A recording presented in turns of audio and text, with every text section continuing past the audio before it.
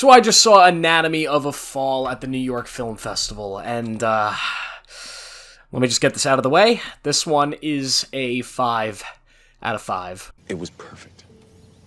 Perfect. Everything, down to the last minute details. More than just a 5 out of 5, this one is just absolutely masterful, and honestly, I would never do this for any of my other videos. Click off right now. Just know the movie's amazing, it's a masterpiece.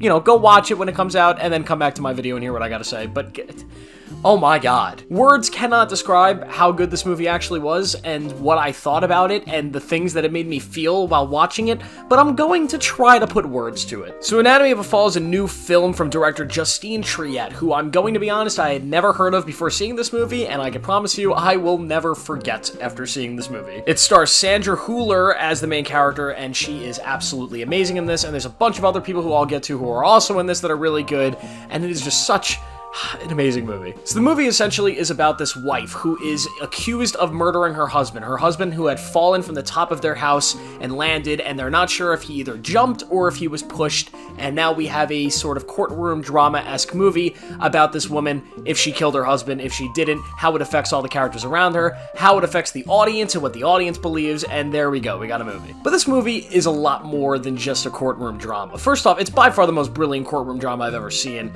but it's a lot more than that. It goes so much deeper than that, and it has so much more to offer. Let me just talk about Sandra Hüller first. Her performance in this movie is legendary. It is one of the best performances you will see this year, maybe one of the best performances you'll see ever. It is unbelievable. I can't even really describe it with words. It's something that you have to see to believe. It is just incredible. And just when you think like her performance, like halfway through the movie, I was like, sold, she's winning the Oscar. And even then, like just when you think it's not going to get better, just when you think she's peaked, she's had her Oscar scene, she's had her moment, she's had her Heisman moment, right? Just when you think that's all happened, oh my god, it just keeps defying expectations. Her performance in this film is just absolutely marvelous, and is, I would say it's what carries the film, but the film is just genuinely amazing, even without it. But Jesus, the performance here is just so unmatchably good and brilliant, and it's definitely, like, I guarantee you, if I can guarantee anything, it's that she's going to win the Oscar. I also have to compliment the script here. This is one of the smartest scripts I have ever witnessed in my entire life. The script in this movie is absolutely genius. It's brilliant. It is so well-paced, so strategically organized and structured to deliver the audience the exact information they need at certain periods of times, to put as much doubt and as much reason within the minds of the audience and the characters when it wants them to. Oh, it's just so brilliant, and there's just so many little things that happen in this movie, and little things that the story and the structure of the story do that just blow me away. Because at the center of this whole story is this murder. Did this murder happen or did it not happen? And fortunately, I'm so glad, because I didn't know it going in. They don't tell you in this movie what happened. You have to watch this courtroom drama and everything play out to try to come to the answer of what actually happened there, despite the movie playing out from the perspective of the person that was either involved or not involved with the murder.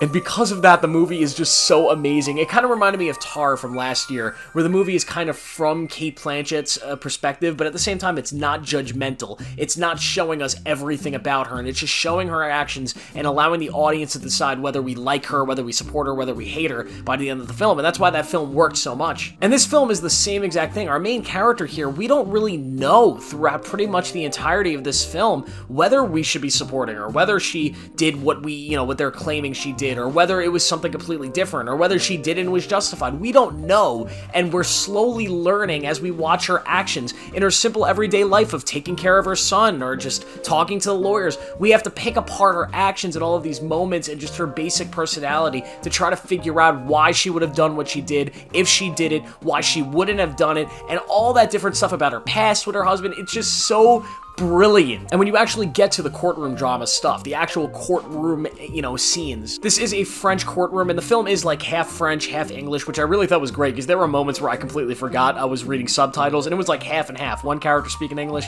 the other one speaking French, and you just completely forget, which is just so immersive and amazing. But the courtroom stuff is so engaging and so intense, and it plays out differently in a French court, because like in American courts here in America, I don't know how it works in a lot of other countries, but here in America, you cannot present circumstantial evidence. You cannot present evidence to the court court that isn't 100% based in fact. You can't be like, oh, person A hated person B, so of course they killed him. No, you need to have actual physical evidence. But in French court, which this movie displays, and I think the whole messaging of the movie might just be that French court and the French justice system sucks, but in this court system, it's pretty much all circumstantial evidence. How do we know that she killed her husband? Well, because she had a fight with her husband, and this happened with her, and that's pretty much all the evidence, which kind of creates these stories and these fictional events, and we don't know what's real and what's fake, and the whole movie is just kind of trying to figure out what we, the audience, and what the characters believe is actually factual and what's not factual, and it gets to a point where you can't really believe anything by the end of the movie, and it leaves the film in such an uneasy place, and it's such a great ending, and the whole, I don't want to spoil anything, but my god, it's so good.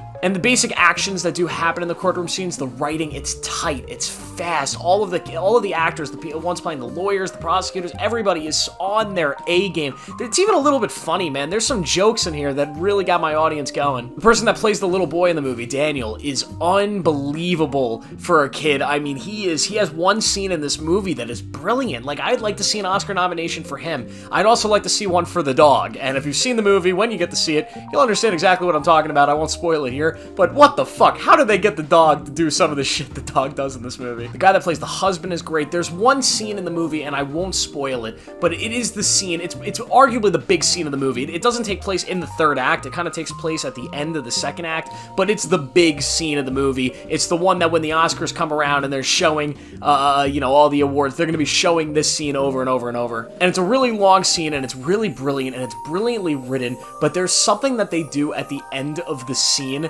that is so brilliant, both in the structure of the scene itself and the storytelling as a whole of the movie, where it's gotta be the most brilliant thing I've seen done in a film from a director and an editing's point of view in so long, and I can't say anything about it without spoiling it, because it's a big part of the movie, but just know that there is some, directorial and editing technique that is in this massive scene that it blew me the fuck away when it happened. I can't believe they did it, and it made so much sense for the movie and for the story, and God, the way they follow it up, it's just so perfect. Then we get to the technical stuff. I mean, the cinematography in this movie is great. The direction is amazing. I mean, everything that's done with the camera, with the actors, with the setups is just perfect. Production design is absolutely superb. The music, there's not a lot of music in this movie, but when there is music, it is really good and well used. I think the themes of relationships being lost, which is a theme that's kind of common in a lot of these movies that I've been seeing lately, but this erosion of relationships, well, also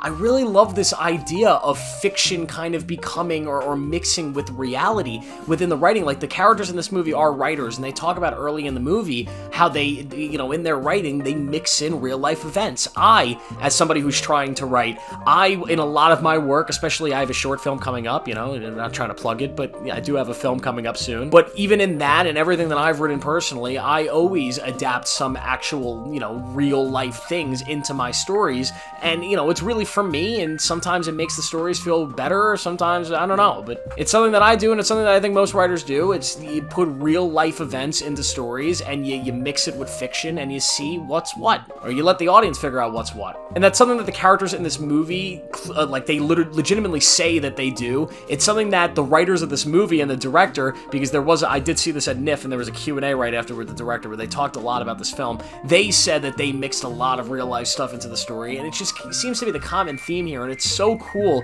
and it actually ends up being the main part of the movie when it comes to the audience figuring out what's real and fake, and it's just so brilliantly done. And I also say that my theater experience here was amazing. I did see this at the New York Film Festival. It was a crowd that was really engaged with this movie. The whole cast was there, the director was there, everybody was there, they made a big deal out of it. We had a great Q&A right after, and overall the experience of seeing this movie is maybe the best experience I've ever had at a movie theater. It was just absolutely superb. So let me get to the cons now. Well, let me think. Well, there was, no, not that.